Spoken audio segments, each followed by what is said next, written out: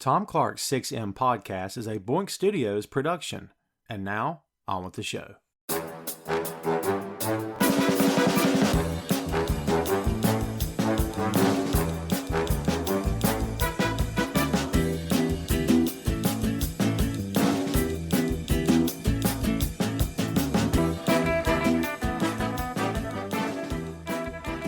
Hey, what is up? Welcome to Tom Clark's 6M podcast.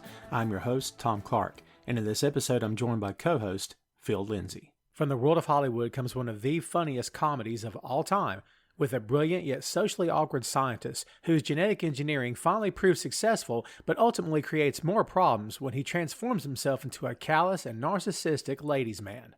We're talking about the Nutty Professor. The Nutty Professor was directed by Tom Shadyac on a screenplay by David Sheffield, Barry Blaustein, and Steve Odekirk. It was distributed by Universal Pictures and was released on June 28, 1996. The film is a remake of the 1963 movie, which took inspiration from the story of Dr. Jekyll and Mr. Hyde, written by Robert Louis Stevenson. The main character in The Nutty Professor is Professor Sherman Klump, who teaches at the fictional Wellman College. Klump is a good man and a well-respected professor, but his morbidly obese frame directly affects his self-image.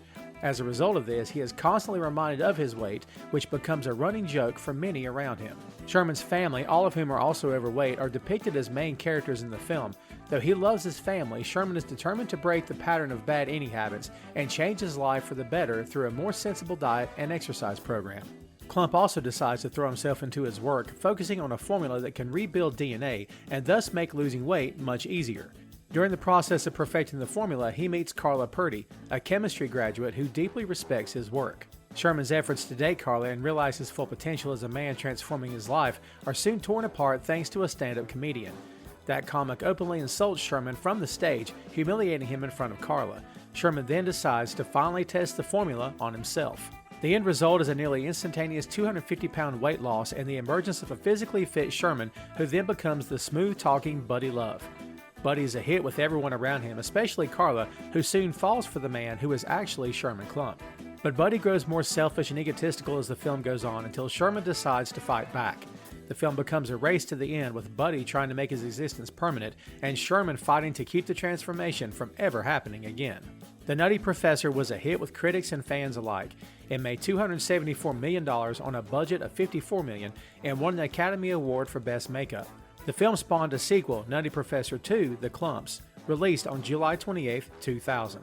Thanks to the comedic cast, the heartfelt storytelling, and special effects, The Nutty Professor remains a classic for comedy fans all over the world. And that's the lowdown on The Nutty Professor. When it comes to some of the greatest comedians of all time, male and female both that we've seen through the years in Hollywood, you can take the all-time greats and say, okay, here are their landmark films.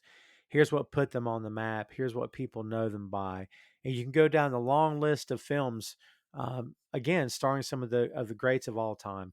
And, you could, oh man, I'm sitting here trying to think of, who we could include on this list. Just some of the greatest comedians of all time.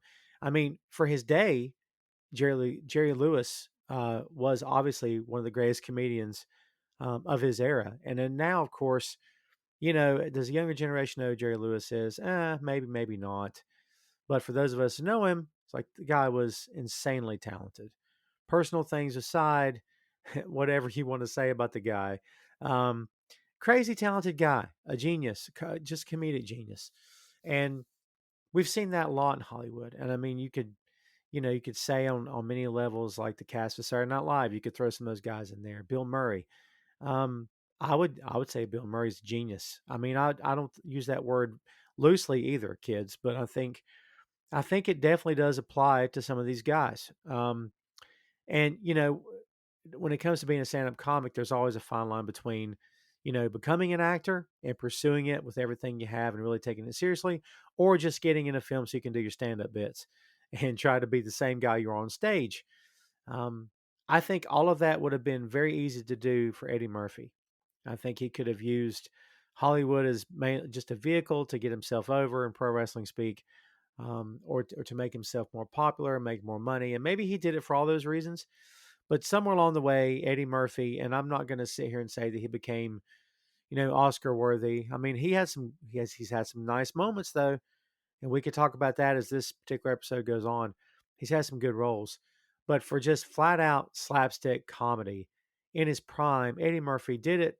I mean, he did it pretty darn well, I would say, and he was up there with the best of them. Um, so yes, today the Nutty Professor, and I mentioned Jerry Lewis. We're not talking about the original.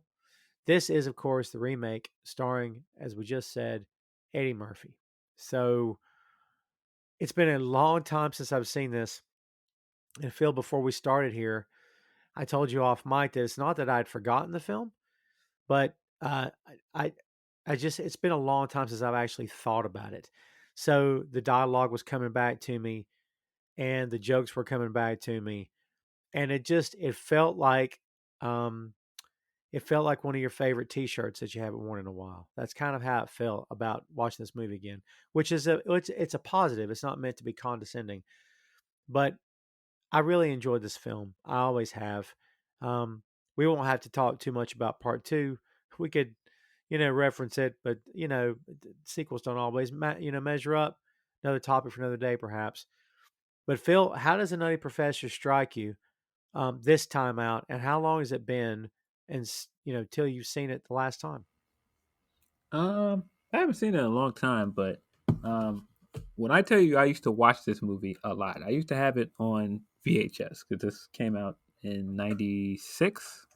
Yes. Um, yeah, and I used to watch this constantly, which sounds hilarious because I think I was like 11 or 10 at the time, and I was watching this movie constantly.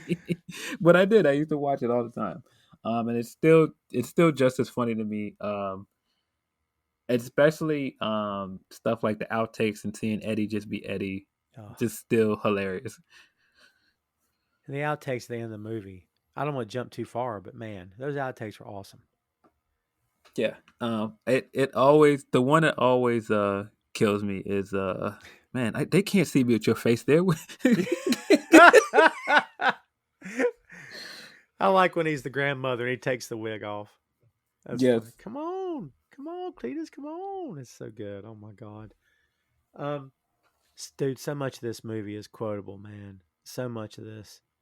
Um, so I'll hit this with you right off the bat. This idea of okay, we're gonna dress up as many different characters in this movie. Eddie's not the first guy to do this, right? But um, he may have been the one to do it to this degree, maybe. And I could be leaving out a bunch of films other than this. Um, but it's like an ensemble cast, but it's all the same guy. And of course, CG's involved here. And for its day, this movie was shockingly cheap to make. I mean, factoring inflation, I'm sure it's 3 or 4 times as much now, years later. But at the time, it wasn't that bad, really, technically, compared to today's standards. But you had that going on. Of course, you got body doubles involved, and when the camera's at the back of their heads, it's not Eddie because you're looking at Eddie. But dude, what about the shtick of I'm going to play not just one character, not just two. I'm going to play an entire family. Dude, is that ambition on a level that you can't imagine, or it's just like, no, that's Eddie Murphy. Of course, he would do something like that. Um, man, I just he does such a great job in this movie. And he's not just he does the family. He does Richard Simmons. Um, Yes. I'm a pony. I'm a pony. Don't you feel like a pony when you sweat? I'm like, what? he's so great. It's so many things he does in this movie that reminds me of him at his peak. When I was watching it this time with the Richard Simmons thing, I immediately thought of him being on the Joe Piscopo show and doing the Carl Lewis bit. Have you seen that? Yes. Yes. Yes. Classic. So I'm good. Carl Lewis. I'm the fastest man in the world. I, wa- I once ran from New York to California in 2 hours. Carl Lewis. I'm Carl Lewis. I run faster than horses. God, see, I haven't thought about that in forever either. Um, one of my favorite bits was when he was the fifth Beatle. And he had old photos of him with a saxophone, and Jim Henson was like, I don't recall there being a saxophone in the Beatles. It's like, no, man, they took me out. They edited me out of the band, man. They took me out of the recordings. And then they would play this song with saxophone piped in, and you can hear him in the background. Yeah, man, let's do this. Like he's voicing over on the song. It's just ridiculous, dude. Not for nothing, but Eddie Murphy used to be the hottest star on the planet. Like he was all that and a whole lot more. Like it feels like you turn the camera on him and he lights up. He owns the room. He's got that swagger, that personality, that laugh. My God, there's moments where you're like, is he faking that laugh? It's like, no, I think that's his laugh. If you've heard him belly laugh before, that's his legit laugh. But like, man, it's amazing. And I got to get into this first, dude, before we even get into this film, because I feel like I want to mention this. It occurred to me watching this film again yesterday for the first time in years. Do we talk about Eddie Murphy now as much as we should in terms of how great he is? Is he still on our radar? Do you hear anybody singing his praises? Do you think he's at the right level? Or what's your thoughts on that? I think when he first came off of Saturday Night Live and he had that stretch where he could do no wrong, every movie was a hit. Um, and that has definitely not been the case for like the last 5 or 10 years. Yeah. He's had a lot of bad movies, and so I think people have forgotten, the run that he went on. Not just the run that he went on in movies, the run that he was in on with stand up. Just the run of phenomenal SNL skits. Nah, he was. I still think he's one of the greatest comedians of all time. Um, I depending on who you ask, I'm sure younger people might not feel that way, but to me, I still think he's one of the greatest of all time. Yeah, I don't know. I don't know how anybody could ever disagree with that. They're horribly mistaken if they disagree with that. It's okay to have your own opinion. But my God, to not give this guy his credit for everything he's done in his career, man. Yeah, I don't know. I've had that on my mind since watching the film again, but like, I don't know if he gets enough credit. So did you ever see the second Coming to America? No, I still haven't seen it. Yeah. As I've said to you before, I don't know that you're missing a whole lot. Like, I mean, you're an Eddie fan. If I were you, I'd definitely watch it. It's got, it's got its moments, right? But like, I mean, is that you think there's a reason without knowing the answer or talking to Eddie personally? What do you think the reason is that there's not been another vehicle for him? Do you think he cares anymore? Like a brand new Beverly Hills Cop film. Like, don't tell me they couldn't do it. I mean, they could do anything they want to do. I mean, it could I be just anything, you know? I think he had the right collabs when he first hit. Because I mean, trading places. Come on, man. I mean, you came right out the gate and had the movie with Dan Aykroyd. Yes. You've got the right, director behind it. And I feel like that was the same thing with the first few Beverly Hills Cops, even 48 Hours. It just was it just was an organic vehicle for him. And I feel like everything that he's done recently, it's like it's either trying to be a cash grab or it's trying to be a family Mm, movie or it's trying to be this or it's trying to be that. Like it just doesn't feel like what it was before he was a megastar. It was like yeah. those things were trying to.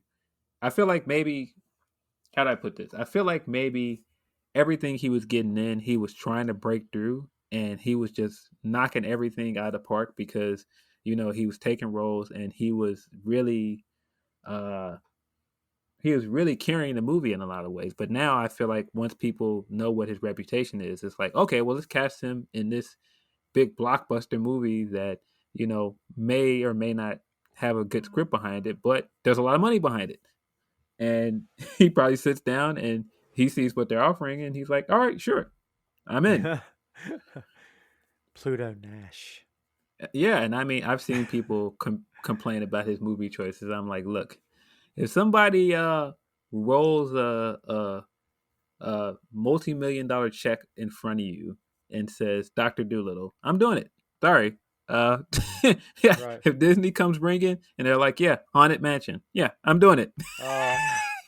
Oh, ooh. There's so many like that. Yeah, we're gonna pay you millions of dollars to do what's another that Uh, movie with the tree, the Thousand Words movie. Yeah, sure. yes. Uh, yeah. Uh, the movie where he's a robot. And it's a bunch of aliens in his head. Earl, I'm Oh, Earl or something like I that. forgot about that. There's so many movies where there was clearly a lot of money behind these movies. And yeah, that's what it was. I personally would love to see him do stand up again. Um, and I've seen him say he has interest in doing more stand up before he retires. Yeah. But I feel like that's it. We've got to get at least one more stand up special from him. Dude, so I'm 15, right? And I had intestinal surgery. Long story, won't get into it, but it was pretty bad. I am recuperating at my parents' house, of course, at the time. I'm still a kid. And I'm laying on the couch, and we made the mistake of watching Eddie Murphy Raw together as a family. Dude, keep in mind, I am not stitched, but stapled in my abdomen. Dude, I, I had to control my laughter. And I'm like, dude, I was crying, like physically crying and wheezing to keep from laughing out loud. Like I was freaking dying, man, because that stand up special is, my God, hilarious. It's classic. And that's him at his best. Like, dude, when he's really on his game, oh my God. It's insane how good he is. What do you think about the stand up bit, man? Because I've seen also, because I've seen him say both things. I've seen him say, well, I'd like to give another shot. But then when you ask him, like he's been asked, he's like, well, I don't know if I want to go back to it because I've done everything. What's more for there for me to do? How would the modern audience take it? Would it work? Let me ask you, Phil, would his stuff work now? I mean, obviously he'd have to. I mean, with age and family, his set will be tweaked anyway because he's more mature. But how do you think it would play out, or we just don't know yet? I think he could do it. That when you're as good of a stand up as he was, and you've got timeless uh stand up specials like he does, I feel like he can do it again.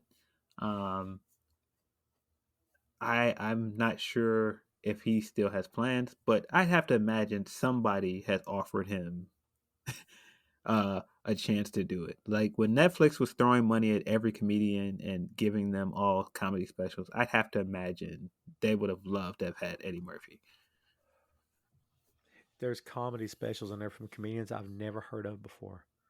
Yeah, they were given almost every comedian you could think of a check at one Yeah. point.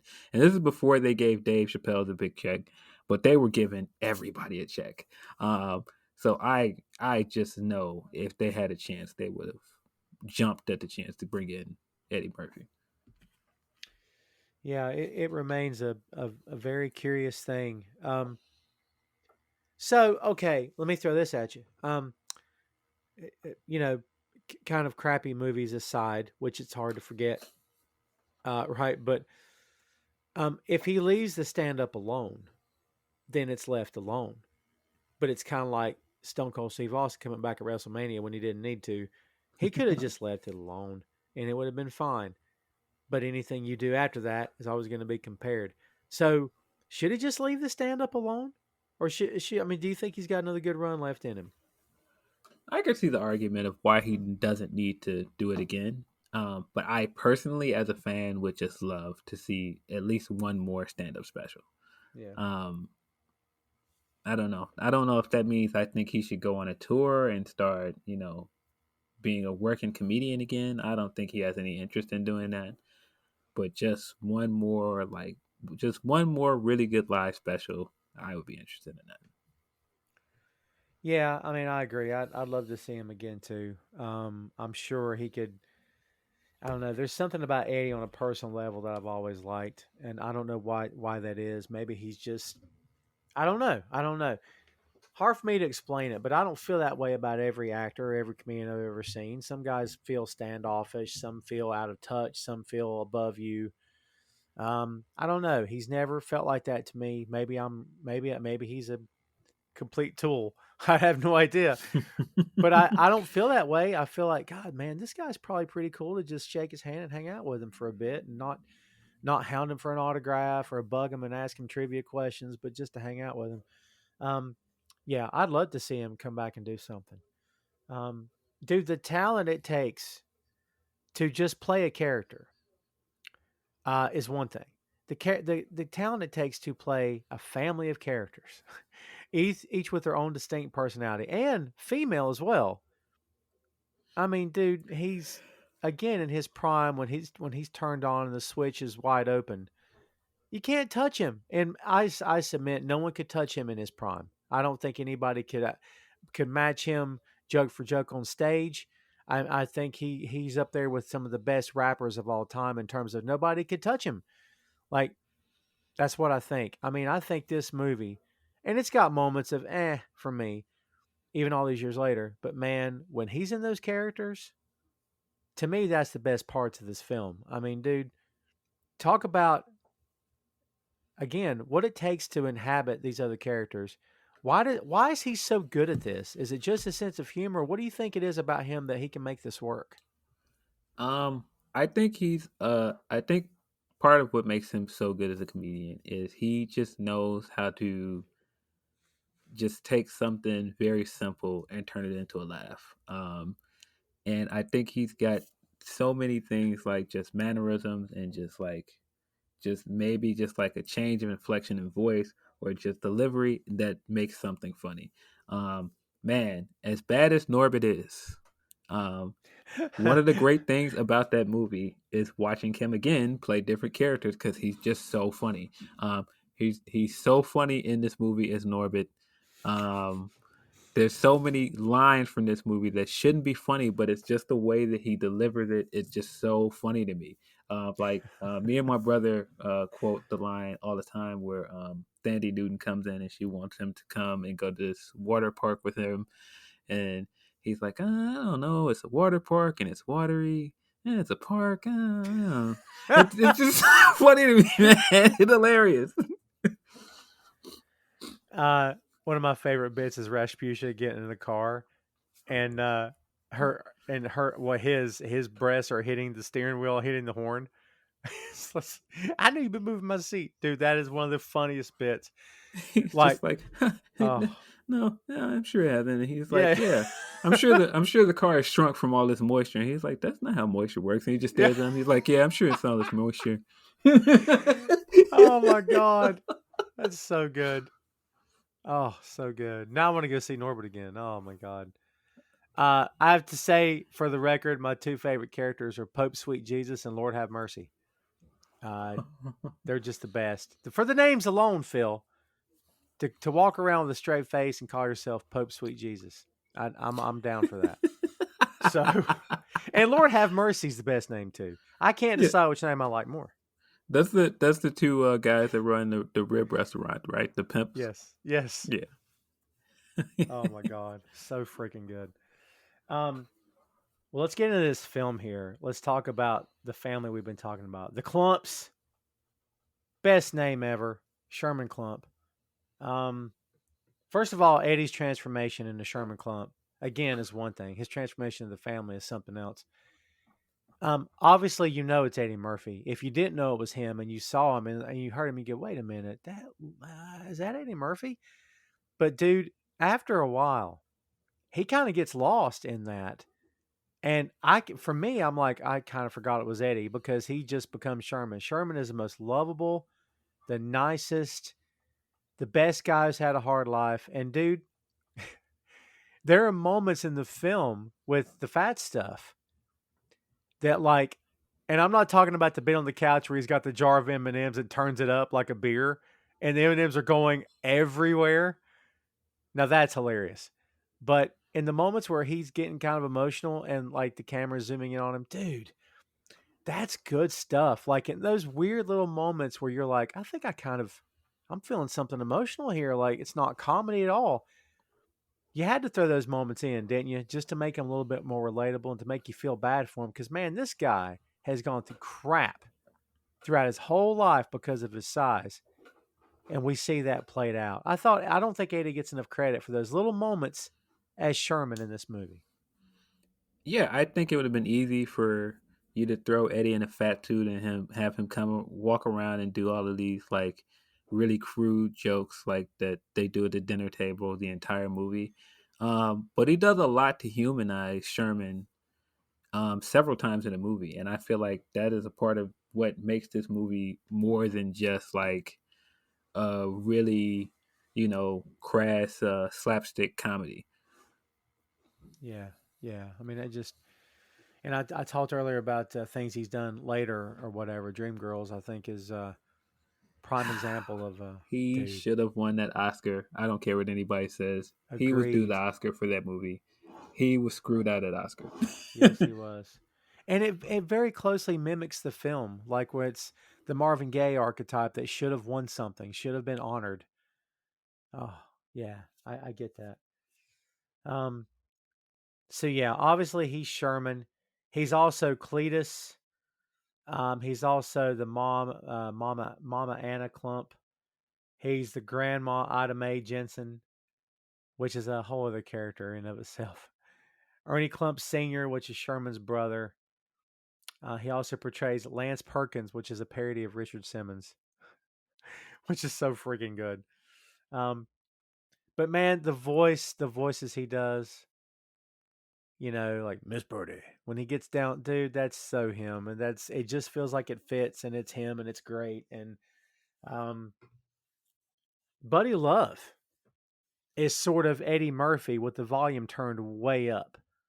Like, I would imagine that might have been the easiest thing he did in the whole movie. I mean, Buddy Love's an entertaining guy, dude. Um, and the fact that he and Sherman Klump are so different tells you a lot about how talented Eddie is at getting that over. Um, did we see Buddy enough in this film? Because I loved seeing that character. Do you think we saw him enough or what? I think that we saw him plenty in the movie, and I think they do some really good character stuff with introducing us to Sherman and making us like Sherman early on. I don't care how many times I've seen this movie. Uh the bit where he goes and asks his Carla on a date, and then he comes home and he sings Teddy Pendergrass while he's cooking his Yes. his Weight Watchers.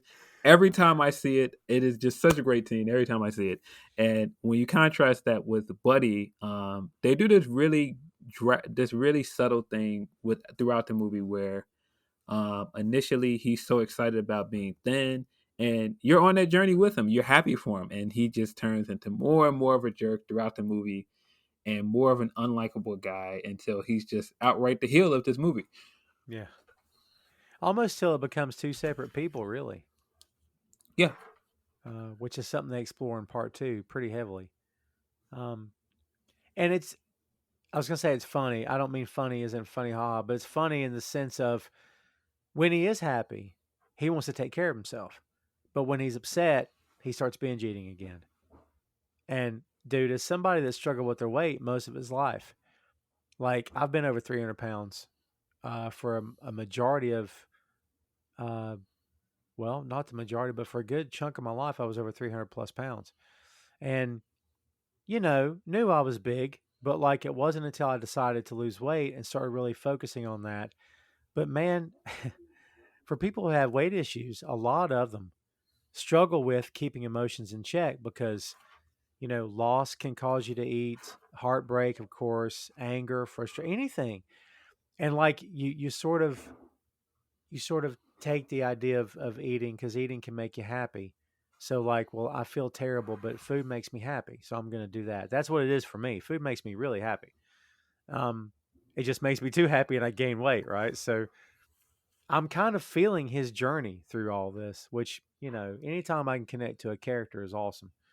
Um, who's your favorite member of the Clump family? um, hmm. It's probably his mom, just because his mom is just. I don't know. I don't care how many times you see it. Like it's hard to not do like the clap with her. Hercules, Yes, Hercules, Hercules. Hercules. Yes. Or towards the end when she's, oh, Sherman. Because she did it like 6 times, or he did it. Yeah. Tom Clark's 6M podcast is sponsored in part by Radius Law Group. Every day, Radius helps individuals, families, small businesses, and nonprofit organizations throughout North Carolina, Florida, and Pennsylvania resolve their legal issues by providing effective legal counsel in the areas of estate planning, as well as elder law and Medicaid. Radius Law holds the radical belief that working with a lawyer can indeed be enjoyable. So give them a call at 1-800-519-5667 for more information and tell them that Tom Clark's 6M podcast sent you. I love the grandma. I love Ida Mae. My God. Love it. She's always trying to fight with the dad, which is great. What about Cletus wearing overalls every time we see him? Like they're living in Kentucky or something. We never really got that explained. Like they're in a farmhouse or some nonsense. Oh, God. The Cletus scene that should not be funny, but every time I see it, it kills me, is him doing the farts at the table. And he does that last one. He's like, oh, I messed up my pants. And he's mad at them. He's blaming them for it. Oh, man. And then you get the mom. This is, man, you're going to clean up those yourself. You clean them yourself. Oh, man. The mom has like some really great lines that are like towards the end of a scene that just kill me. Like when they're at the party and like, oh, look at you with your purple dress. They're going to think we twins. Yeah. It's great. Yeah, you're right. She's got a few little quick throwaway lines. If you're not quick enough, you'll miss it. That's good stuff. Jada Pinkett. Before she was Jada Pinkett Smith. As Miss Purdy, Carla Purdy. Man, it's so hard to not look at certain parts of this movie and get an extra laugh based off of current news. Yes. Especially like her sitting there and Dave Chappelle is just like roasting Sherman and then starts roasting her. And I'm like, yeah, see, this is why Will ran up on that stage.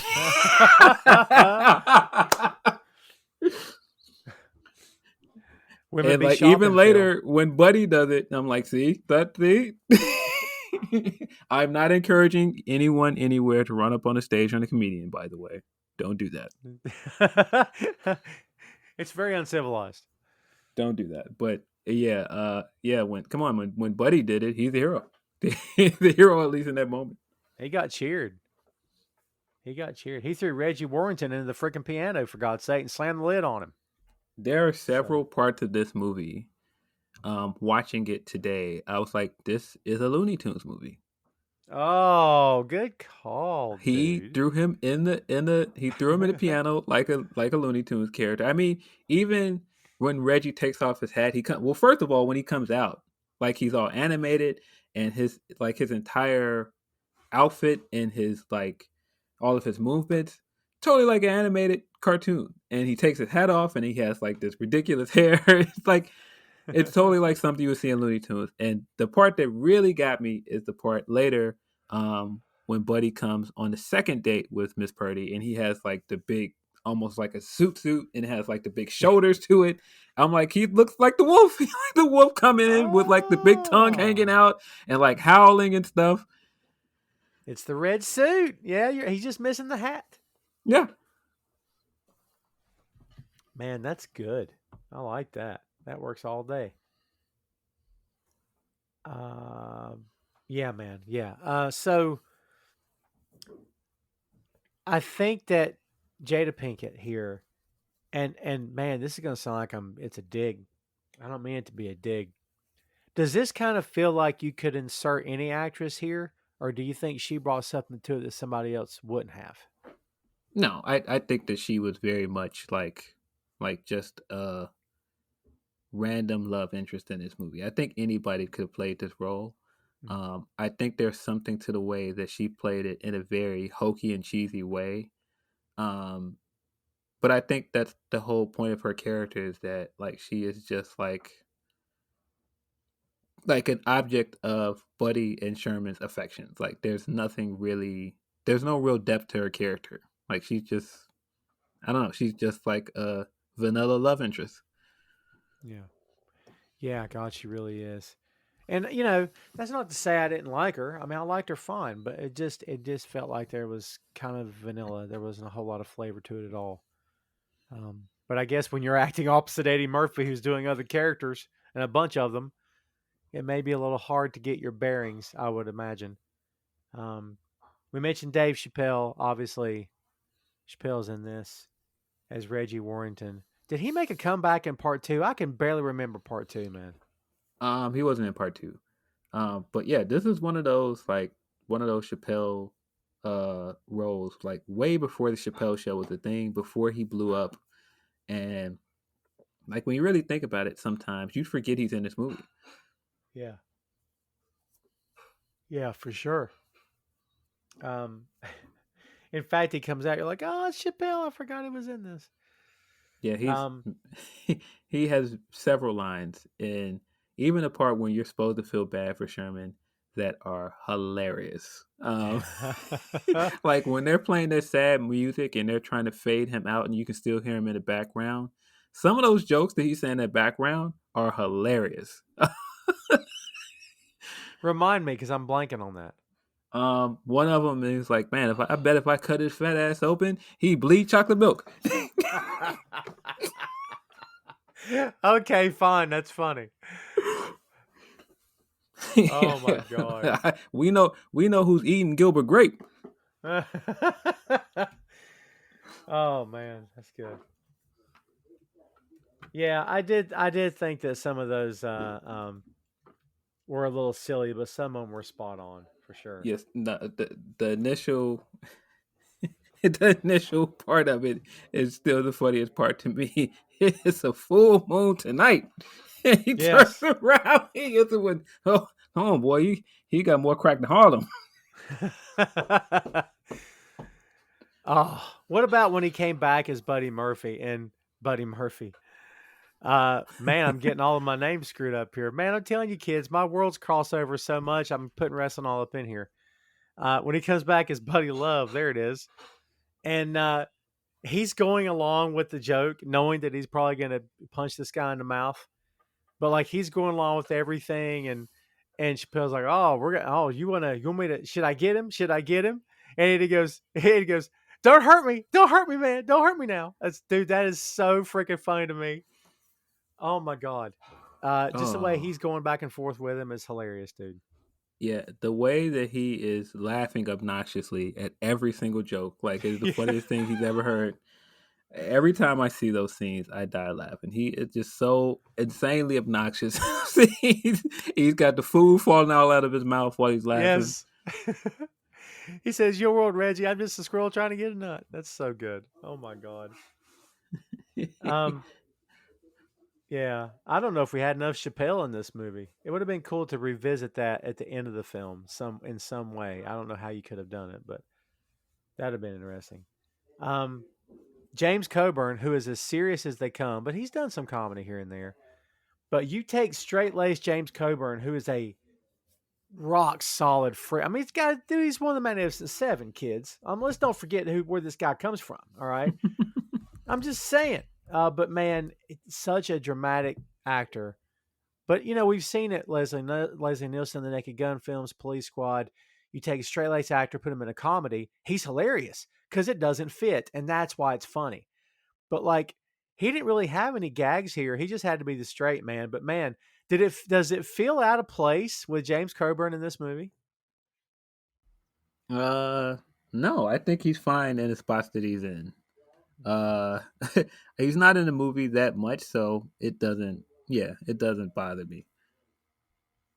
Harlan Hartley, the guy that's got billions of dollars. Billions of dollars. Billions of dollars, rich dummy. Yes. uh, Larry Miller is Dean Richmond. Larry Miller started out as a stand up comic as well, but he transitioned. And I think he's mostly all actor in Hollywood now and everything.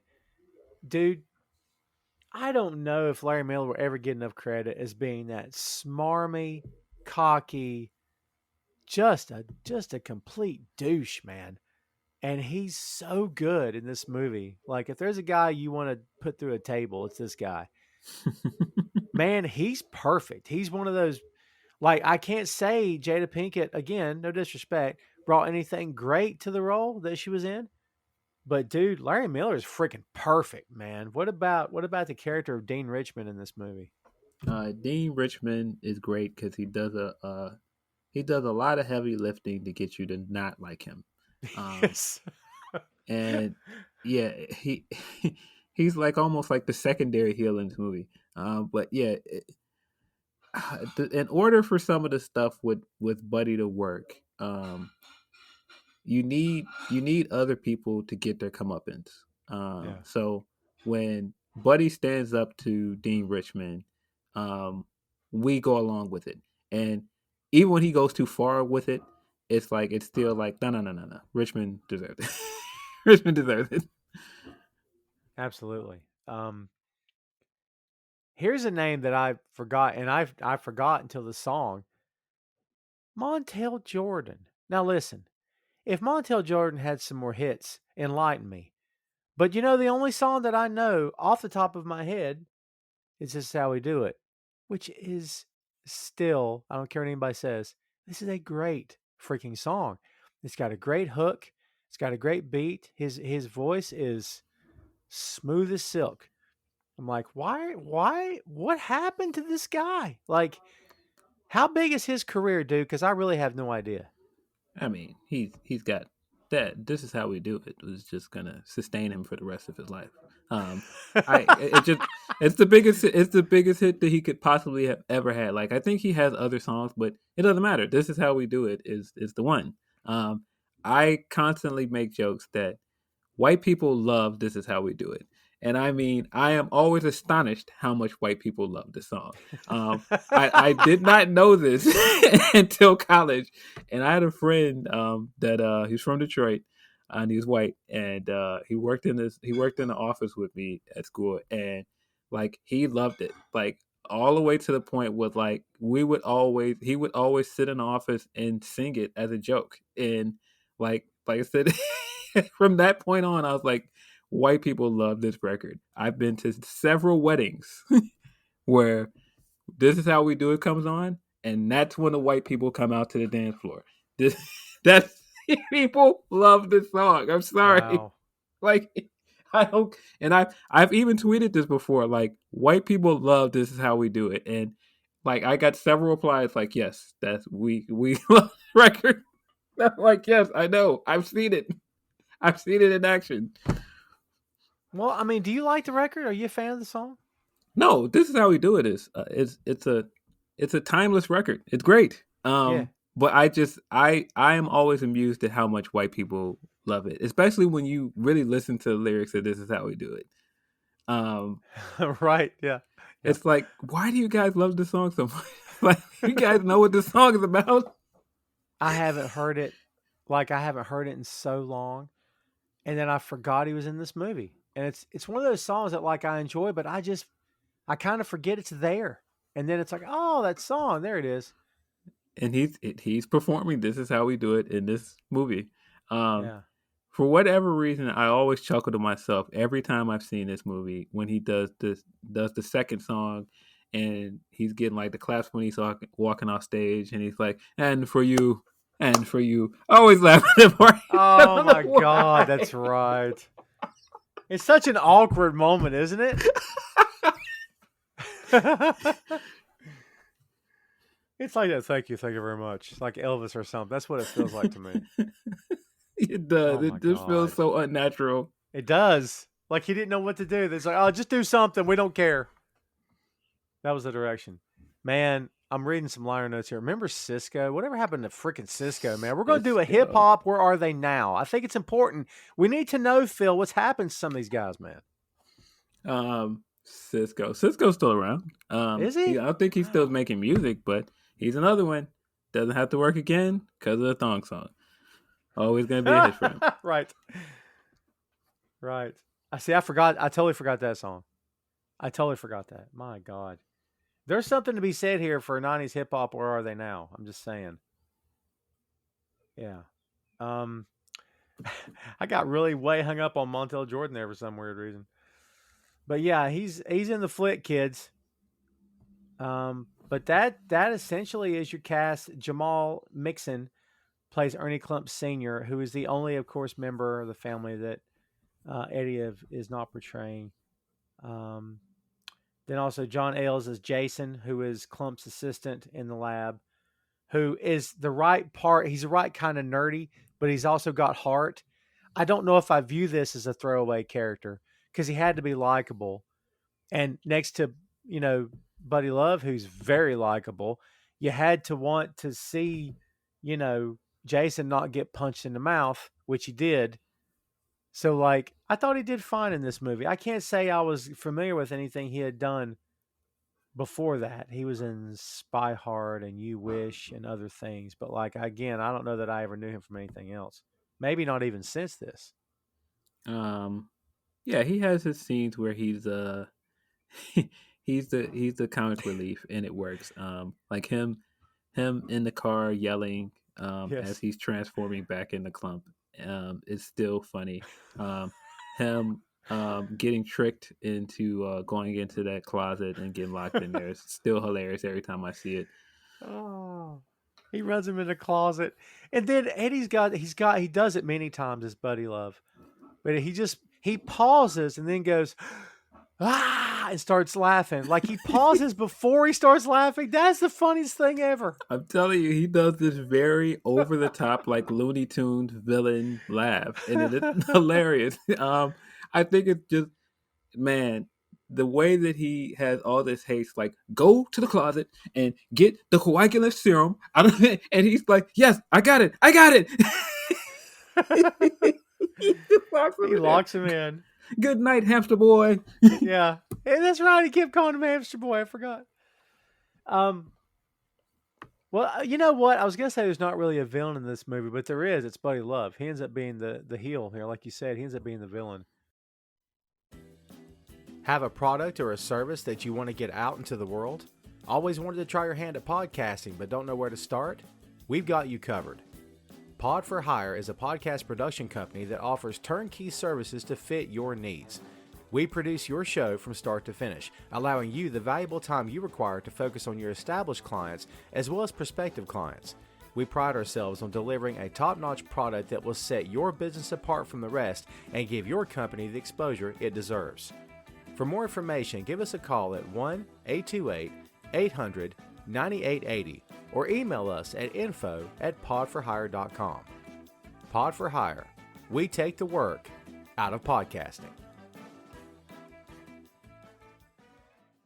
I don't know. I don't know. I don't know if I could view him flat out as a villain. Like the reason I guess he's healing out so much, his testosterone level was at 60,000%. I think the screen said. How's he not dead, Phil? I'm just saying. Like that seems a bit high to me. Yeah, I mean he's the heel by default because yeah, he's he ends up ruining everything. He ends up taking credit for all of Sherman's work. He ends up trying to steal his girl. He steals his job almost. Yeah, he ends up being the bad guy because he's essentially trying to get rid of Sherman. Yeah. And, I don't know, man. Part of me looks at that character and says, man, this guy basically has been trapped in Sherman's body for years. He's had his heart broken as well. And he's watched Sherman go through this because he is Sherman, technically. So, like, if he had a chance to be thin, I don't know. Maybe I would become an arrogant jerk as well and say, it's my time now. I don't know, dude. I don't know if I can fight the guy for that. Fat jokes. Phil, let's talk about fat humor. It's always fun. Sometimes we talk about, past tense films and TV shows and comic books or whatnot and try to put them through the lens of today. Does this movie hold up today in terms of the jokes?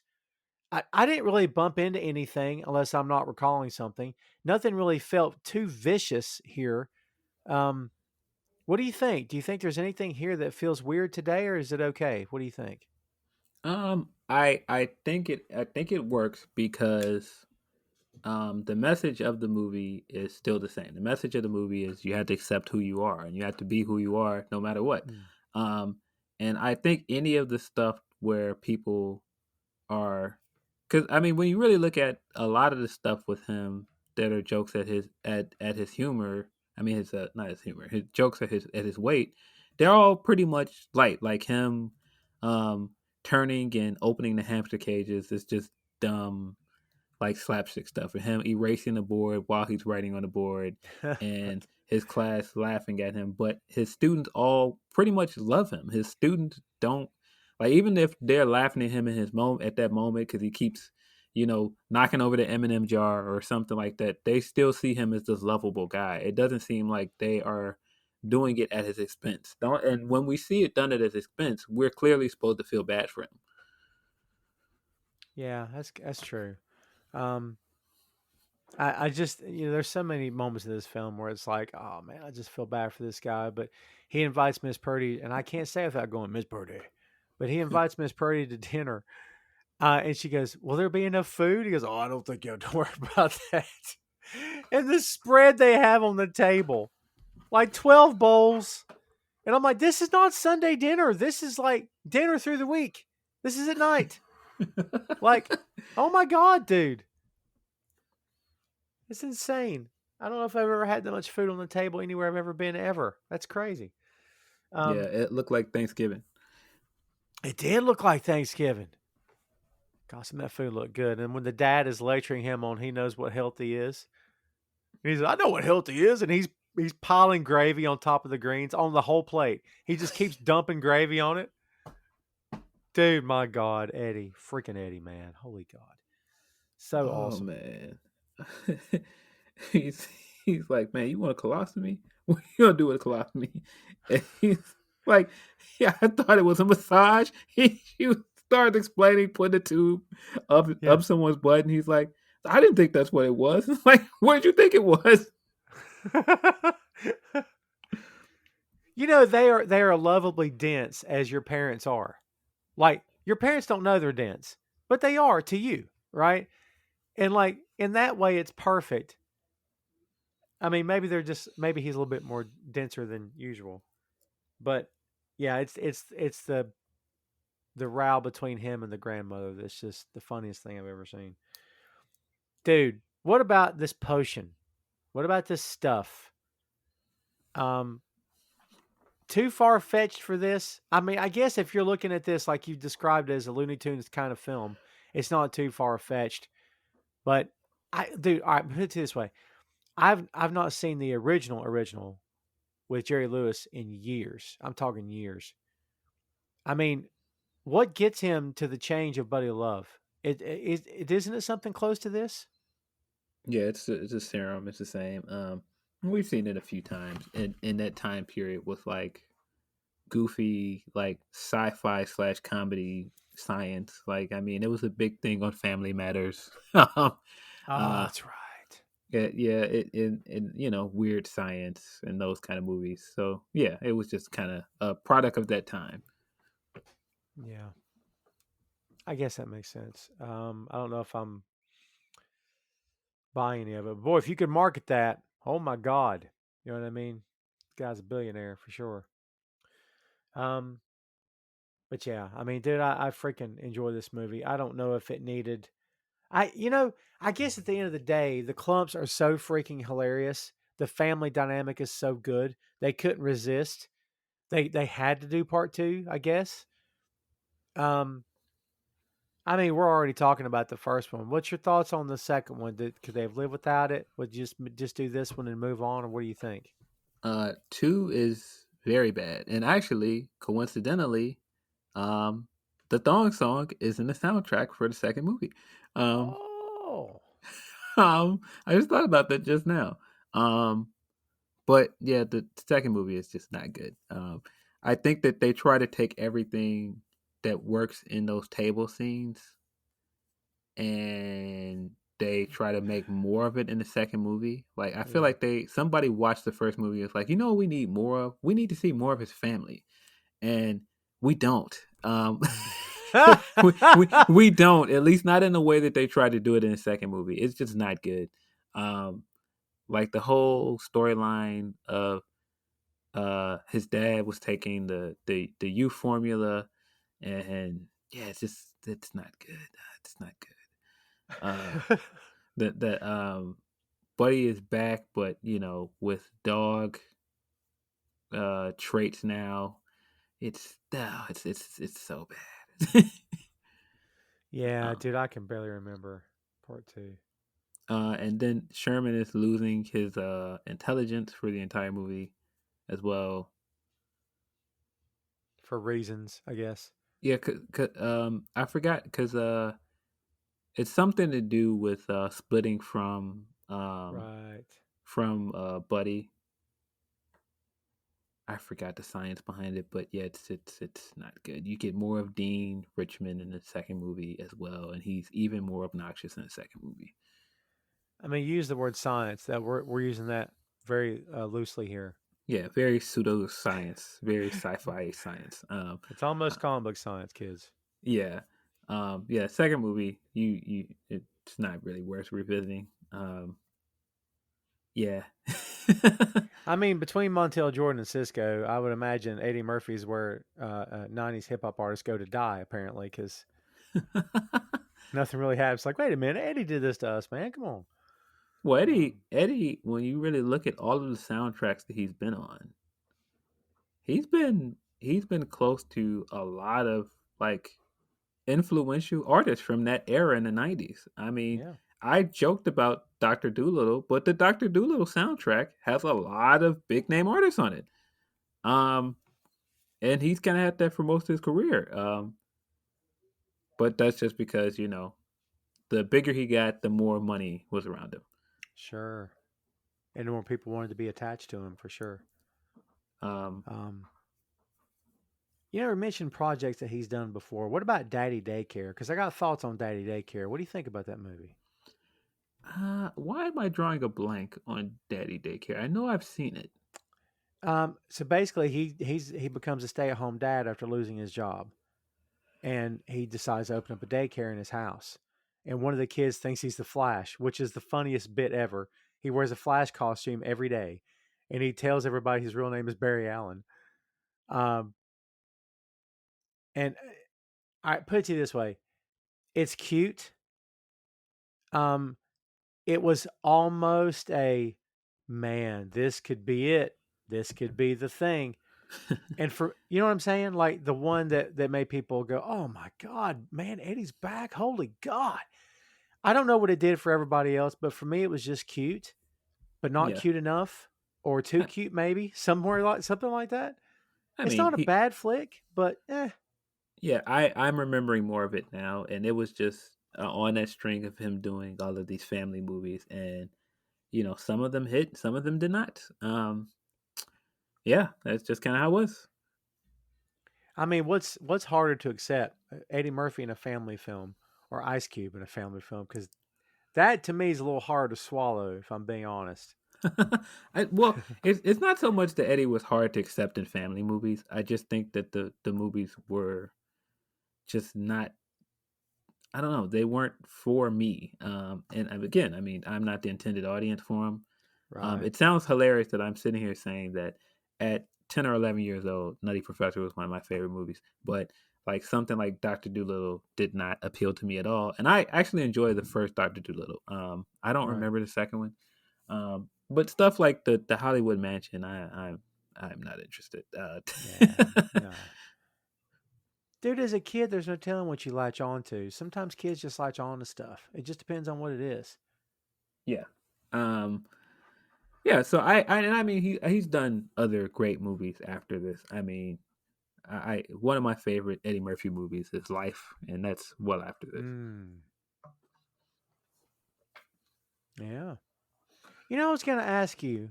That's an underrated flick, too, by the way, if I can throw that out there. Um, I was going to ask you, uh, outside of Beverly Hills Cop, because I'm trying to take out the obvious ones, outside of Beverly Hills Cop and Coming to America, I was going to ask you, what's your favorite Eddie Murphy project? But that's not really fair because there's a whole bunch more that are really, really good. Like, you got Uh, to take a lot of stuff off the table to really narrow it down. there's I don't know if you're asking me like what are like underrated Eddie Murphy projects. Oh, maybe There that's a there better question. Maybe that's a better there's question. um hmm because he does have funny movies outside of those franchises, of course. Underrated, I would say. Uh, I really enjoy I Spy. I don't know why. It's not a very good movie with Owen Owen Wilson, but it's Right. hilarious to me. The character he plays in it, this cocky boxer, it is just hilarious to me. He talks in first person a lot in the movie. Hilarious. Kelly I Robinson, haven't that's a seen that. character in the movie. I haven't seen that in forever. Showtime is also pretty underrated. Um, very funny in my opinion. Um, I don't know if I would call Bowfinger underrated though. I feel like most people know Bowfinger is Mm, funny. yeah, Um, I think Norbit might be underrated. Obviously. yeah, Norbit is one of those bad movies that it it's so bad that it ends up being good. Yeah. Yeah. um, maybe underrated because a lot of people don't hold it to the same regard as some of his other movies. It's probably Harlem Nights. Ooh. Yeah. Now that's a movie I haven't seen in years. I need to go back and revisit that actually because Eddie got not that Eddie didn't have street cred before that film, but after that film he had a massive amount of street cred because he went out of his way to get every top and not just top but respected and celebrated African American actor and actress he could get into that film because it was something he'd wanted to do. So he made it a mission to do that. And I remember when it came out, there were interviews, and since then there have been talk about it. Like, man, he really went a long way to. And again, I'm not saying he wasn't respected before that movie, but I think maybe that might have been a game changer for him among his colleagues anyway, where people are like, man, he didn't have to do those things, but he did them, which means that he at least has respect for the genre as well. Yeah, I mean, I think at that point, Harlem Nights was 1989 or 88, something like that. Ooh, wow. I That think it's sounds right. Man, that's been a while. 89 or 88. So that was well after he had already done Beverly Hills Cop and um, Trading Places and Coming to America. So he had already had a string of hits by that point. Mhm. Um, and I do agree. I think at that point, for some people that put him in a different stratosphere. Yeah, I mean, but I mean, yeah, outside of like the underrated Eddie movies, there's so many things. Like, I mean, when you think just like Boomerang, um, Oh there's just yeah. so many. There's so many movies you can think of with so many quotables from his character or characters that he worked with. Um,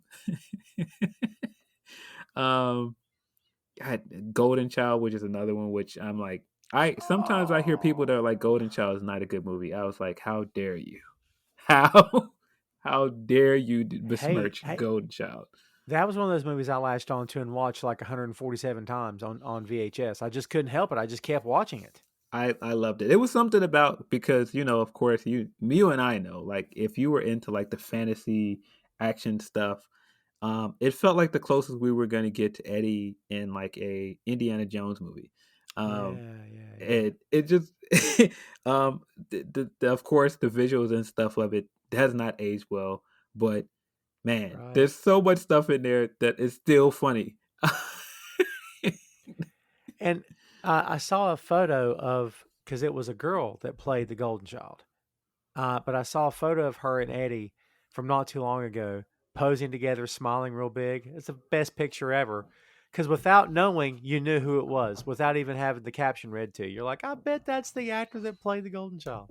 Yeah, Charlotte Lewis in there as the love interest. Big fan of Charlotte Lewis when I was a kid. Big crush on Yeah. Charlotte Lewis. Yes. Man, that might be a film worth doing on the 6M sometime. That's interesting. God, I've seen that. I haven't seen it in years, but I've seen it so many times. When the child would touch someone, it would automatically like turn them good or Yes. something. Oh, so good. It just was that era of just like stuff like when I think of stuff like Michael Jackson videos, and I think about like the Golden Child bringing that pop can to life and it dancing. Yeah, Just yeah. with that era, man. That's right. My God, I forgot about that. It was a Pepsi can, obviously. Yeah, yeah. Product Yeah, for placement. sure. Of course, yeah. Got to get that logo out there, kids. Um, yeah, I do love this movie. I think it holds up pretty darn well. Um, is it as funny now? Just we go on and on about the family at the table. It's hilarious. But if you minus out the parts with the family, is this movie hilarious to you? Because I have a take on that. I think parts of it are still just as funny. I think the stuff in the club is still as funny. I think him trying to get away in the Viper is still funny. Um, the thing that I never noticed that I watched it this time um, is the close up of the license plate. Have you ever noticed Mhm. that? Yes, and oh yes, actually, I pointed it out last night. Never noticed that, and I Penis cracked car. up laughing at it. That's really good, actually. Yeah, there's just I don't know. There's just some gags in it that shouldn't be funny, like Dean Richmond coming to him with that statement. Like, first of all, how did he get that credit card statement that fast? It doesn't Right, make of any sense. course.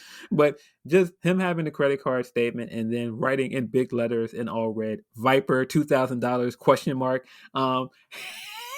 It's still funny to me. It shouldn't be funny, but it $2,000. is. Yeah, yeah, and my take on it was I remembered a lot of it as it happened as I watched it back again, but like I don't know for some reason for me I kept feeling like man I should be punched in the gut here. And I was eventually. But I guess it just took me a while to build up to that. Because I don't know. I guess expectations get built up and you remember it a certain way, or maybe you remember how it impacted you in a certain way. And then when you watch it back, you don't laugh quite as hard. Maybe that's what it was doing for me. But I still enjoy the movie, man. I mean, slapstick at its finest. I mean, I think it's just, if nothing else, it's more proof that Eddie can do anything. He can do, Eddie can be the straight man if he needs to be, or he can be the comic. He can do slapstick. He can do drama. He can do serious. He can sing. I mean, dude, from the jump of this show, I still submit I don't believe he gets enough credit. And I know he's made some crap movies. Nicolas Cage has made a ton of crap movies, and he's on like a career resurgence as we do this episode. And he's finally getting some flowers, which he deserves. I don't know if Eddie's getting love. Maybe I'm just not seeing it or not hearing about it. But I just don't think we talk about Eddie Murphy as much as we should. I mean, I assume he's gotten a lifetime achievement award from somebody. But like if he hasn't, he should. The guy's a legend, man. I'm sure he has. I'm sure someone has. But yeah, yeah, it's so many things that I appreciate him for, man. There's so many things that I credit him for. There's so many things that I quote him to this day. There are SNL skits that are like obscure that I still quote to this day because it's Eddie Murphy. He's like you said, he's a legend. Um, yeah, when when uh remember when Xia Li first debuted on SmackDown and they were doing those vignettes for her, and they I had the think so. one Yeah, yeah. vignette where she was talking about how her family couldn't pay rent and the landlord was like bullying them. And like right in the middle of it, I started quoting the the SNL's kid, the dark and lonely on a cold night. Kill my landlord, kill my Yeah. landlord. Oh my god, it's so good. Kill my landlord. Oh my god, it's so good, man. Watchdog barking. Do he bite? Kill my Yeah. landlord. Jesus, I forgot about that. That's so good. There so it's not really a thing now. Now, I mean, I think it's on SNL has an app. There's an SNL app. I guess it's still active, but I guess now it's on Peacock because it's NBC. But they had like a best of SNL, and I think Will Ferrell had like 3 volumes of best of SNL. But the one for Eddie Murphy was freaking great, and it's got all his best comedy bits on there. But that's definitely on there. Yeah, Gumby, the dude.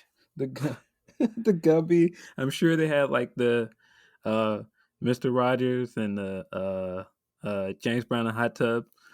Oh, Or James Brown Celebrity Hot Tub. or the White Like Me sketch.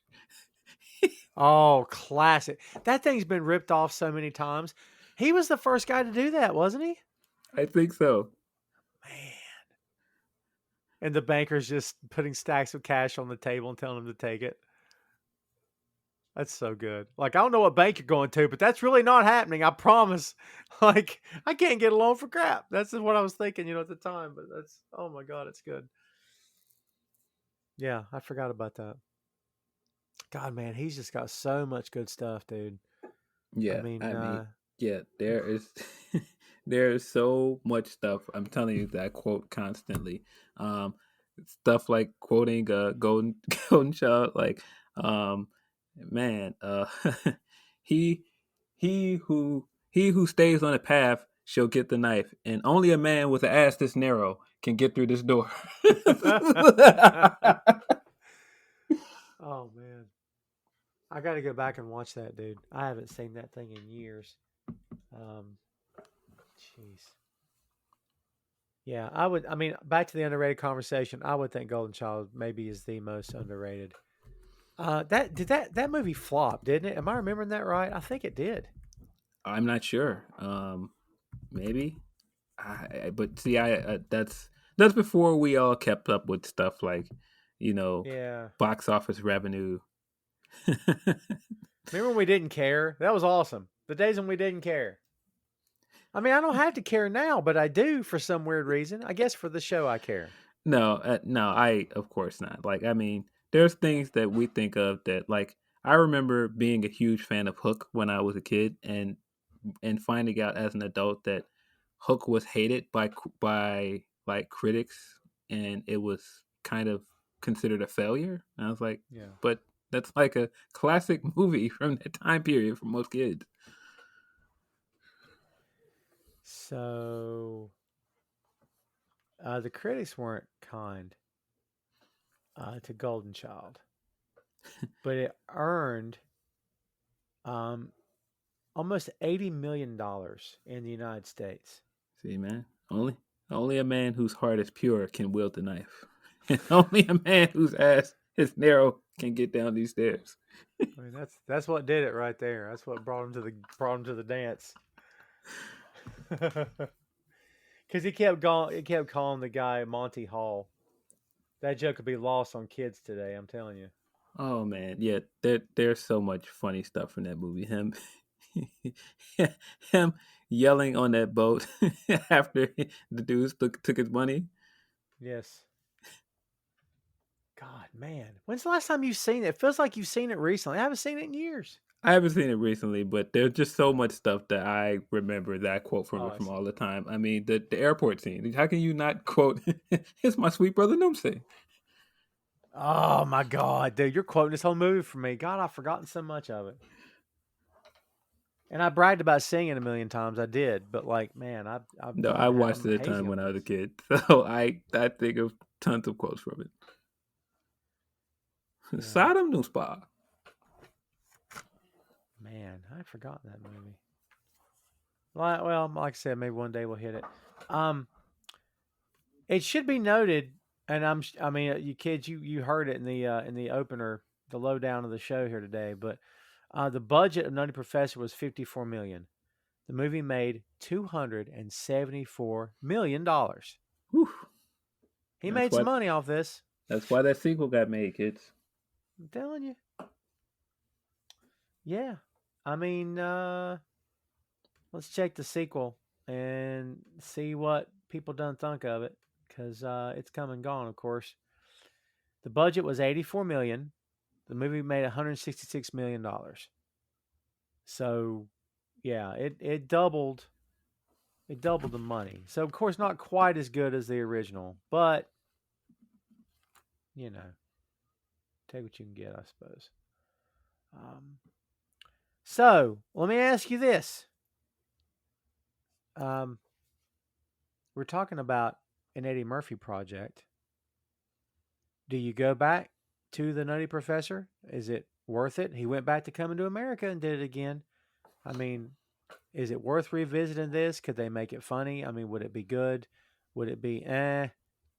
What do you think? Yeah, I don't think you need to revisit it. I think it's okay to leave it in mothballs. Oh, interesting. Why? Why is that?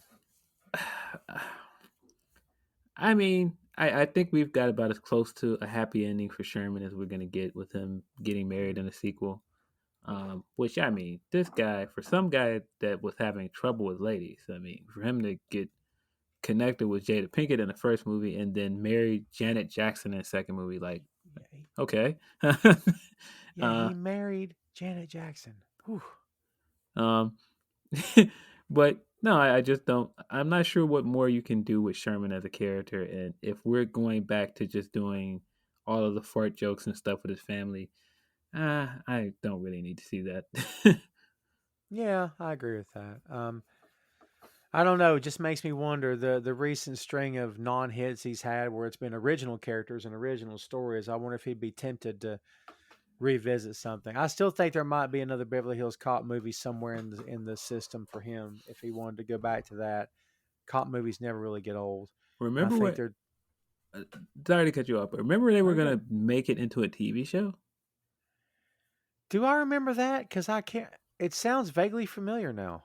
Um, man, to go back to another episode we recorded, they actually had a spinoff, and Brandon T. Jackson was gonna play the main character, and it was Beverly Hills Cop. Nice, nice. Because the reason we're doing this episode is because we referenced it on Tropic Thunder episode because of the fatties.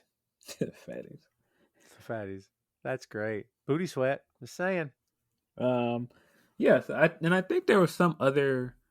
I'm sure there's a script for Beverly Hills Cop 4 somewhere that just never got made. It seems like that's a thing. I swear it seems like that's a thing. That it was supposed to have happened and they canceled it or something. Um, might be worth, let's see. Beverly Hills Cop 4. Oh, that's right. So in June 2016, it was announced um, that there were going to be, let's see, there was, let's see, interest in having Tom Hardy or Channing Tatum cast in supporting roles. October 2019, Murphy announced that principal photography would commence once Coming to America had finished production.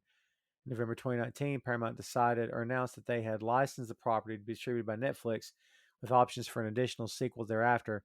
By May 2020, after delays in the filmmaking process, production are caused by COVID-19 pandemic. They confirmed that they're still attached and that a new screenwriter was working on a new script.